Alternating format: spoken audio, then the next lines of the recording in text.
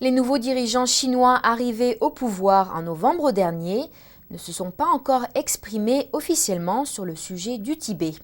Mais la réforme que beaucoup espèrent pour les libertés du peuple tibétain semble être encore très éloignée. Un haut dirigeant chinois donnait le ton sur la façon dont le Parti communiste traitera le Tibet et aucun changement n'est à attendre.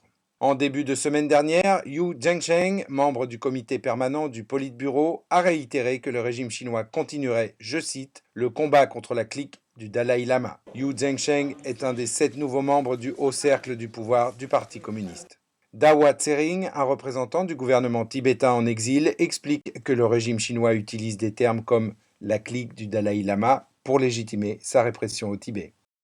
Le Dalai Lama ou la clique du Dalai Lama ou ses allégations ou que le Dalai Lama souhaite l'indépendance, etc., tout cela, c'est parce que le PCC a besoin d'un ennemi imaginaire.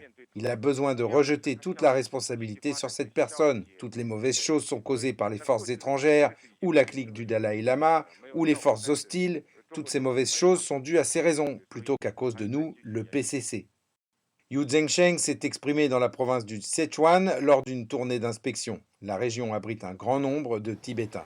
La situation dans la région s'est détériorée cette année passée. Selon le site web de l'organisation Campagne internationale pour le Tibet, depuis le 16 mars 2011, 94 Tibétains se sont auto-immolés en signe de protestation. Yu Zhengsheng a appelé les moines et les nonnes tibétains à se montrer patriotiques et à obéir aux lois lors de sa tournée de 3 jours du 6 au 8 janvier. Il a également appelé à une augmentation des revenus pour les gardiens de troupeaux et les exploitants agricoles, ainsi que la rénovation des infrastructures. Néanmoins, il y a eu des espoirs que le dialogue entre le gouvernement tibétain en exil et le régime chinois s'améliorerait sous le nouveau leadership. Le père du dirigeant du parti, Xi Jinping, aurait eu une étroite relation avec le Dalai Lama avant que le leader spirituel tibétain ne parte en exil.